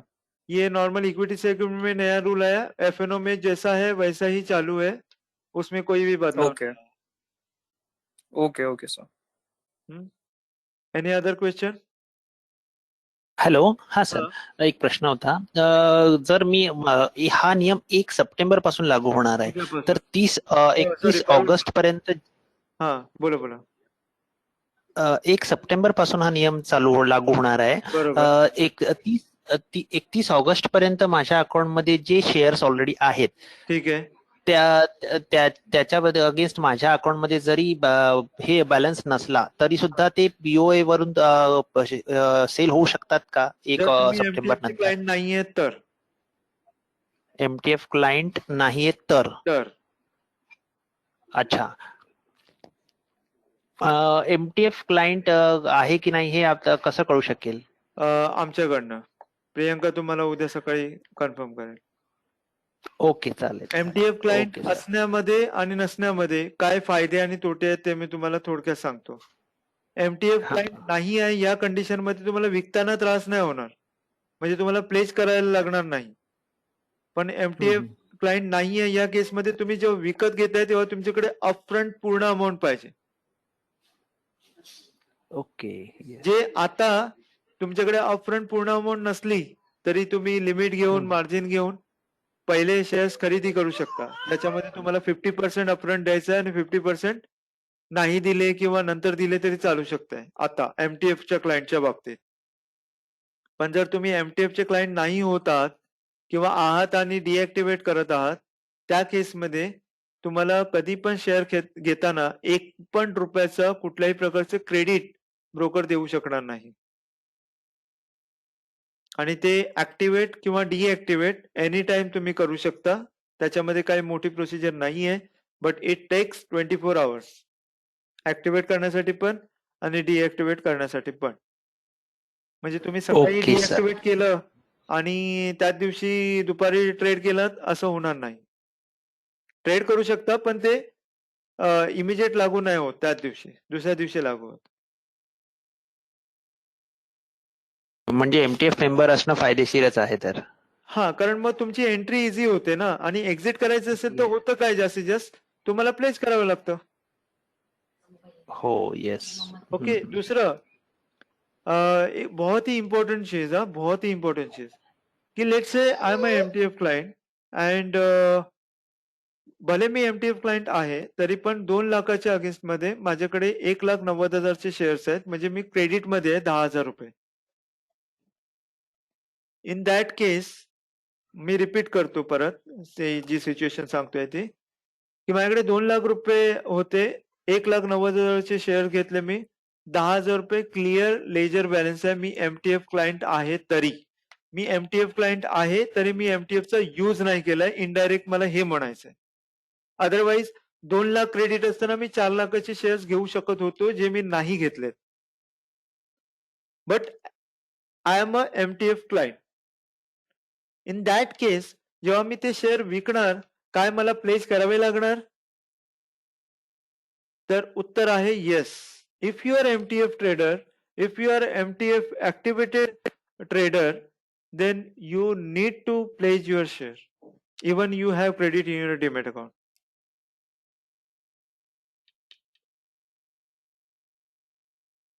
Is it clear? Yes sir. मेरे अकाउंट में कोई भी डेबिट नहीं है, फिर भी मुझे वो मार्जिन प्लेस का बार बार एसएमएस क्यों आ रहा है? इसकी वजह से आ रहा है. अगर आप के पास पूरा क्रेडिट है और आप आगे भी पूरे क्रेडिट में ही शेयर बाय सेल करने वाले हो, इन दैट केस आप वो एमटीएफ डीएक्टिवेट कर दीजिए, आपको शेयर प्लेस का बार बार मैसेज नहीं आएगा।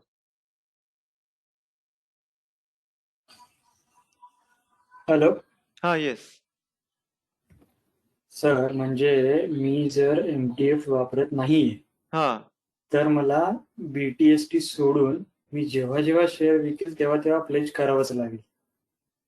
वापरत नाही सॉरी, आणि मी जर MTF MTF वापरतोय तर मी जर MTF ट्रेडर आहे तर मी जेव्हा जेव्हा शेअर सेल करेल तेव्हा तेव्हा मला प्लेज करायचंच आहे, हाँ आणि ते पण BTST सोडून. हाँ आणि ते पण प्लेज करताना अगोदर प्लेज करायचे आहेत. म्हणजे डिमेट मध्ये यायच्या आधीच. हाँ खूप इम्पॉर्टंट पॉइंट की गुरुवारी मी विकतोय तर बुधवारी मला प्लेज करून ठेवणं गरजेचं आहे.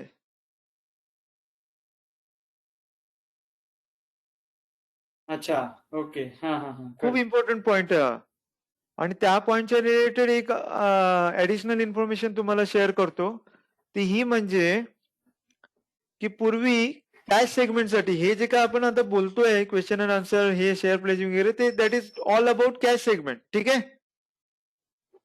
तर पूर्वी कॅश सेगमेंटसाठी एक्सचेंज कुठल्याही प्रकारचं किंवा सेबी कुठल्याही प्रकारचा डेटा ब्रोकरकडनं मागत नव्हता कि अरे कितना क्लाइंट ने डेबिट में शेयर लिया है, कितना क्लाइंट ने क्रेडिट में शेयर लिया है, किसने कितना परसेंटेज दिया है, किसने कितना परसेंटेज नहीं दिया है.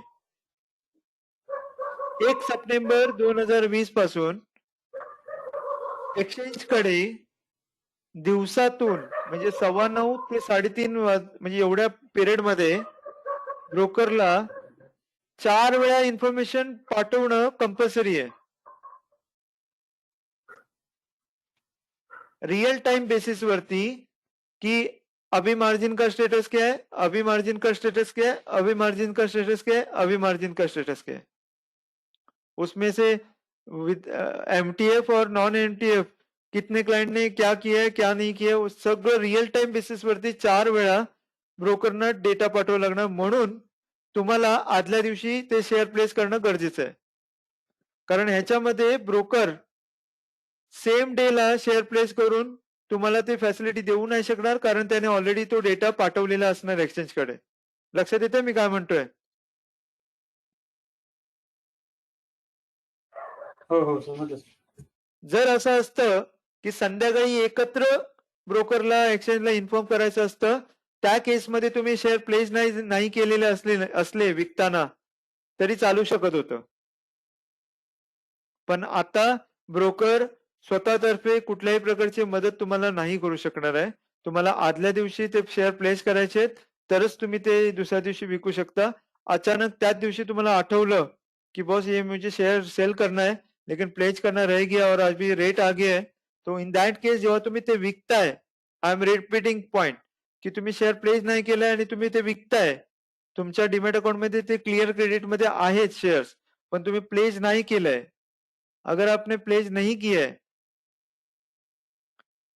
आप भूल गए प्लेज करना और उसी दिन जिस दिन आपको ध्यान आया आप बेचने जा रहे हो उसको, इन दैट केस वो बिक जाएगा बट आपको 30% वो मार्जिन अपफ्रंट देना पड़ेगा. अगर किसी को नहीं समझ में आया तो पूछ लीजिए. अगर आप एमटीएफ के क्लाइंट हैं, आपके अकाउंट में कोई भी किसी भी तरह का डेबिट नहीं है, आपके अकाउंट में डीमैट अकाउंट में सारे शेयर्स क्रेडिट पड़े हुए हैं, लेकिन उन शेयर्स का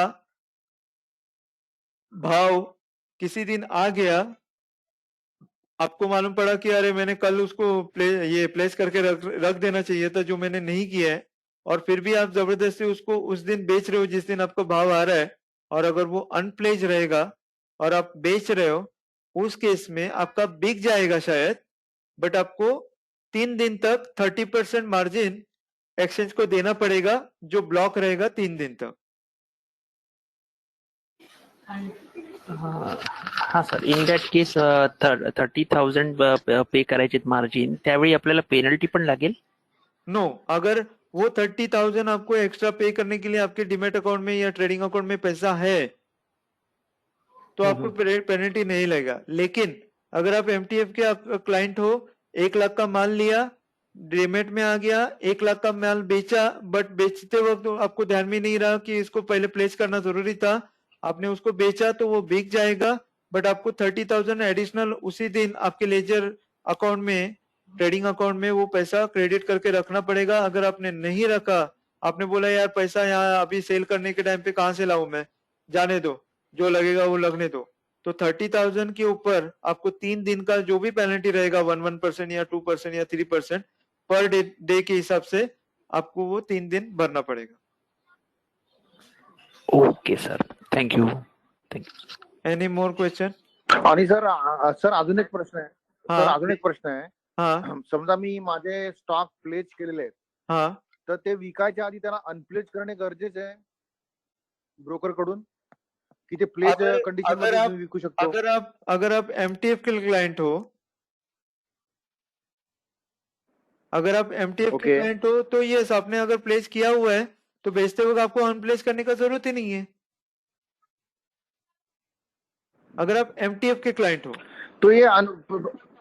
तो सर ये प्लेज और अनप्लेज में क्या डिफरेंस है? वो जैसे कि ब्रोकर बोलता है कि प्लेज करो अनप्लेज करो, तो उसमें क्या डिफरेंस क्या है उसमें? हाँ, क्यों प्लेज और अनप्लेज करना है? अगर हमने प्लेज कर दिया उसको तो अनप्लेज क्यों करना है उसको? ओके, किसी किसी क्लाइंट को ऐसा लगा कि बॉस ये एलएनटी है ना, मुझे 4-5 दिन के लिए ही लेने का है, एग्जाम्पल, बहुत अच्छा क्वेश्चन है वागरे सर का। उसके बोला कि एलएनटी 4-5 दिन के लिए लेने वाला हूँ, चलो लिया, उसको अचानक से कोई न्यूज आ गया या कुछ ऐसा मालूम पड़ा कि बॉस ये एलएनटी है ना अभी और ज्यादा ऊपर जा सकता है, या इसको मैं लॉन्ग टर्म में कन्वर्ट कर लेता हूँ, लॉन्ग टर्म होल्ड करता हूँ इसको। उस केस में उसको बेचने का ही नहीं है, 6 महीना, 1 साल, 2 साल, 5 साल, 6 साल या 10 साल, वॉटेवर पीरियड, तो वो उसको अनप्लेज करेगा। और अनप्लेज करने का बेनिफिट ये है कि प्लेज किया हुआ सिचुएशन में ब्रोकर और क्लाइंट दोनों के नाम के ऊपर वो शेयर रहते हैं। अनप्लेज करने के सिचुएशन में सिर्फ और सिर्फ क्लाइंट के ओनरशिप में वो शेयर रहते हैं। प्लेज किया हुआ शेयर है तो 1 लाख का प्लेज किया हुआ शेयर है मान लो, तो जब भी वो प्लेज किए हुए कंडीशन में वो वैसे ही रहेगा, तो कंपनी अगर कोई बोनस, स्प्लिट, डिविडेंड कुछ भी देगा तो पहले ब्रोकर के अकाउंट में आएगा, क्योंकि जो डेटा जाता है प्लेज वाले शेयर्स में वो ब्रोकर का जाता है कंपनियों के पास। समझ में आ रहा है? तो ब्रोकर आपको वो डिविडेंड, बोनस, स्प्लिट सब कुछ दे देगा, बट वो पहले आएगा ब्रोकर के अकाउंट में, फिर आपको आएगा वो। इसके लिए अगर आपको बेचने का कोई प्लानिंग नहीं है तो उसको अनप्लेज रखना ज्यादा सही समझदारी होगी।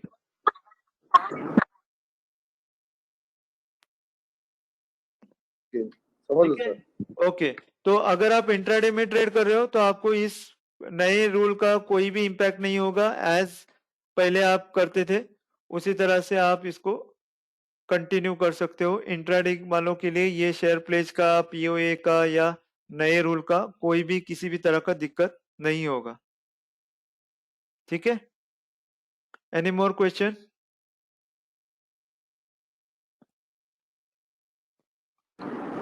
सर हे कमोडिटी मध्ये ट्रेड करताना जे मार्जिन मिळतं आपल्याला, हाँ, त्यासाठी पण प्लेज अनप्लेज करणं गरजेचं आहे? नो, ते मार्जिन मिळवण्यासाठी?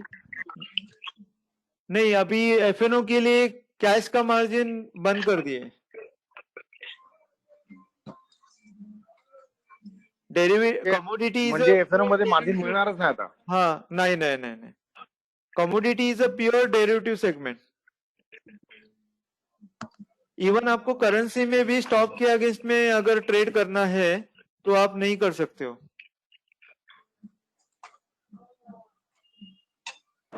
Okay sir, okay. मैंने ऑलरेडी वो ट्राई किया हुआ है,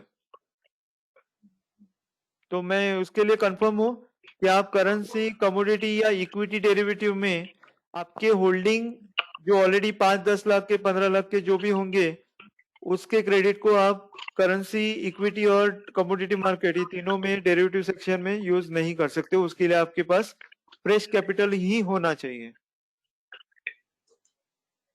ठीक है, ओके सर. ओके. तो और any question please fast. Hello हा सर, हा आता आपण जो शेअर लॉंग टर्म साठी ठेवलाय तो हा. आता आपण अनप्लेज नाही केलेला आहे, अनप्लेज केलेला आहे, हा प्लेज नाही केला. ठीक आहे. आणि जर तो आपला आता समजा मी आता एक 10 वर्ष झाली आणि नंतर तो जेव्हा मला काढायचा असेल तेव्हा मला तो प्लेज करावा लागणार का? नो, जर तुम्ही एमटीएफ चे आहेत तर येस, आन्सर आहे येस. जर तुम्ही एमटीएफ चे क्लायंट आहात तर. ओके. जर तुम्ही एमटीएफ चे क्लायंट नाही आहात तर तुम्ही 10 वर्षानंतर काय किती पण वर्षानंतर विकायला गेलात तरी तुम्हाला त्याचा काही त्रास नाही होणार. हा, त्यावेळेला जो काही रूल असेल तो त्यावेळेला तो रूल लागू असेल, कारण तोपर्यंत काही वेगळी गोष्ट आलेली असेल. पण ऍज पर करंट कंडिशन तुम्हाला त्यावेळेला जर तुम्ही एमटीएफ चे क्लायंट नाही आहात तर त्या केसमध्ये प्लेस करून विकायची गरज नाही. Okay sir. ठीक आहे. Any more? हॅलो हा येस. सर, इंट्राडे पोझिशन साठी हा रूल अप्लाय नाही होत का? नो, की होतो? बिलकुल नाही.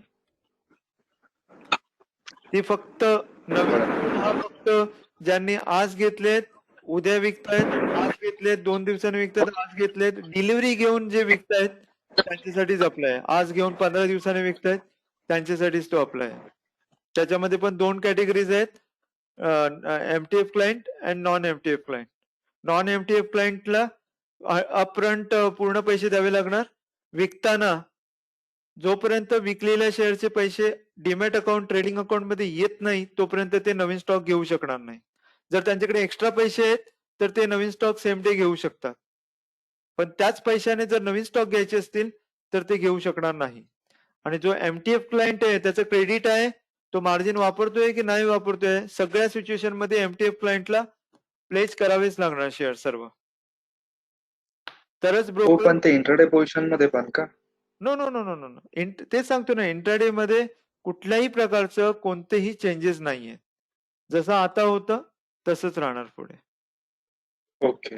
इंट्राडे मध्ये जो ब्रोकर आहे ना, इंट्राडे साठी जे मार्जिन देईल त्याला कुठल्याही प्रकारचं एक्सचेंज किंवा सेबी कुठल्याही प्रकारचं ऑब्जेक्शन घेणार नाही. पण ती पोझिशन ऑटो स्क्वेअर ऑफ होणार 3:15च्या अगोदर, जी तुम्ही इंट्राडे साठी घेतली ती. त्यामुळे घेतानाच तुम्हाला ते सिलेक्शन करावं लागणार इंट्राडे म्हणून. ओके. Any question? सर, अजून एक प्रश्न. Please. मी एमटीएफ चा क्लायंट आहे ऑलरेडी, माझा एंजल ब्रोकिंगचं अकाउंट आहे, ठीक आहे. अकाउंट आहे. ठीक आहे. तर माझ्याकडे समजा 10 कंपनीचे स्टॉक आहेत, तर मला ते सगळे प्लेस करावं लागणार ना? माझ्या अकाउंट मध्ये तुम्ही जे ऑलरेडी विकायला अकाउंट बॅलन्स जाताय, आहे. तुम्ही जे विकायला जाताय, जे शॉर्ट टर्म साठी तुम्ही घेतलंय तेच शेअर तुम्हाला प्लेस करावे लागतील. पण माझ्या अकाउंट मध्ये बॅलन्स आहे, मार्जिन आहे ऑलरेडी, तरी पण मला ते प्लेस करणं कंपल्सरी आहे. जर तुम्ही ते विकायला जाताय तर. जर तुम्ही एमटीएफ चे क्लायंट आहात आणि ते त्या 10 पैकी कुठले तरी स्टॉक तुम्ही विकायला जाताय तर ते विदाउट प्लेस जाणार नाही, विकले जाणार नाही. अच्छा, ते ओपन मार्केटमध्ये विदाउट प्लेस विकलेच जाणार नाही? नाही. तर तुम्हाला ते गोष्ट एक करावी लागेल की जी कोणकोणते स्टॉक तुम्ही शॉर्ट टर्म साठी घेतलेत ते अगोदरच प्लेस करून ठेवावे लागतील तुम्हाला. हा.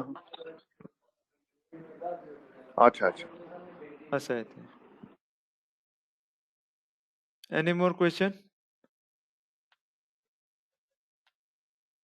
सर, अगर एमटीएफ के क्लाइंट नहीं है एंड प्लेज नहीं किया एंड बेचने गए तो उसमें क्या इश्यू होगा? एमटीएफ के क्लाइंट नहीं है तो आप बिना प्लेस किए बेच सकते हो. वही मैं आपको वापस बार बार बोल रहा हूँ कि अगर आप किसी भी तरह का एमटीएफ या मार्जिन फंडिंग नहीं ले रहे हो, डेबिट नहीं है या कुछ भी हो, उस केस में आपका पीओए यूज होगा. आपको शेयर प्लेस करने की जरूरत नहीं. शेयर प्लेस करने का कंपलसरी किसको है? जो एमटीएफ का क्लाइंट है उसको. सर, पर अगर हम ये क्या बोलते हैं एमटीएफ के क्लाइंट नहीं है तो भी एंजल का मैसेज फिर क्यों आता रहता है कि प्लेज इनिशिएट किया एंड करना है करके? 2 मिनट. क्योंकि एज पर अपना ईटीआई अपना ये मैंने एमटीएफ का ये फैसिलिटी ऑलमोस्ट सबको दिया है, ऑलमोस्ट. तो लेट मी चेक कि तुम्हारा अच्छा, अकाउंट अच्छा. रियल में एमटीएफ में है कि नहीं है. Just a minute.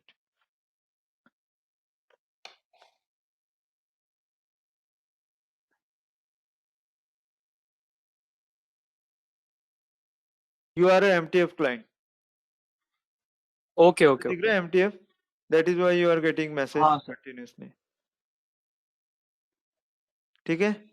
अगर ओके सर गॉट किसी इट को भी चाहिए कि वो MTF डीएक्टिवेट करे तो यस, MTF डीएक्टिवेट हो सकता है विदिन 24 आवर्स नहीं, मिनिमम 24 आवर्स में वो डीएक्टिवेट हो जाएगा, या अगर एक्टिवेट करना है तो 24 आवर्स में वो एक्टिवेट हो जाएगा, और वो 24 आवर्स वर्किंग डे वाला 24 आवर्स होना चाहिए। सर तो अगर डीएक्टिवेट करना है तो उसका प्रोसीजर क्या है? प्रियंका को इंस्ट्रक्शन दे दो, कल परसों से ओके सर तुम्हारा नॉन MTF में चला जाएगा। अपफ्रंट अमाउंट तुम्हें हमेशा पे करना पड़ेगा, और अगर तुम्हें नया बाय करना है सेलिंग के दिन वाले दिन तो तुम्हें नया अपफ्रंट पैसा देना पड़ेगा। सेलिंग वाला अमाउंट को तुम 3 दिन तक यूज नहीं कर सकते हो बाइंग करने के लिए। Got it sir this got is it got the it main point of non MTF clients. Any more question?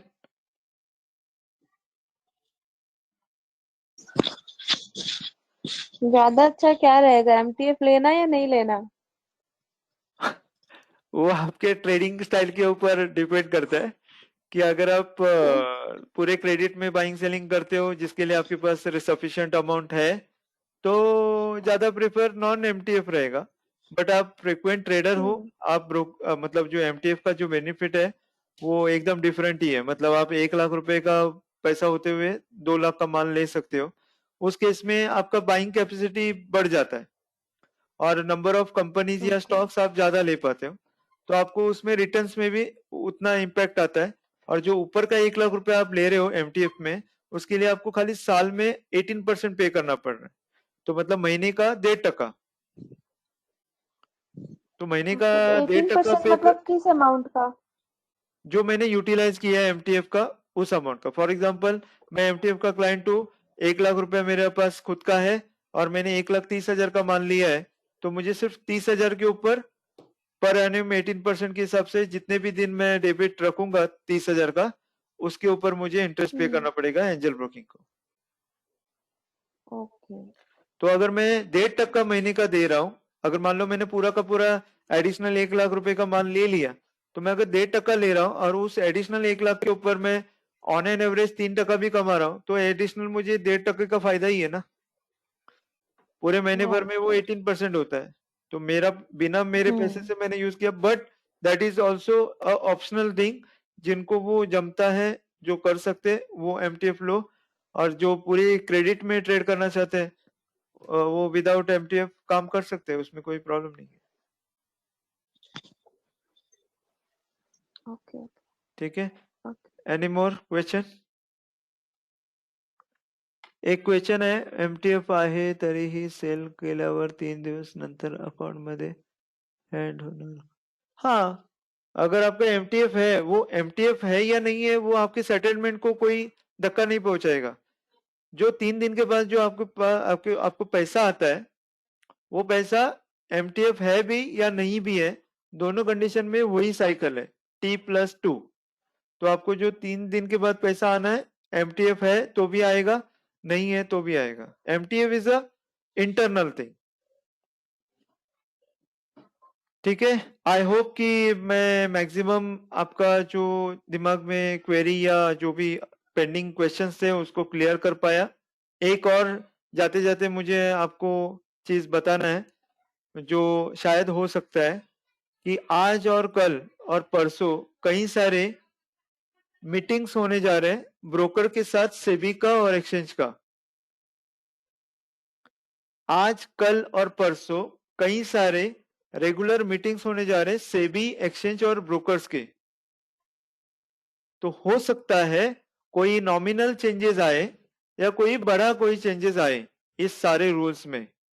तो मैं आपको अभी से ये इसलिए बता के रख रहा हूं कि थोड़ा बहुत अगर कुछ आपको इसमें अल्टरेशन 1-2 दिन में मालूम पड़ा तो आप ये सरप्राइज मत हो जाइए कि अरे प्रवीण सर ने क्या बताया था और अभी क्या मालूम पड़ रहा है।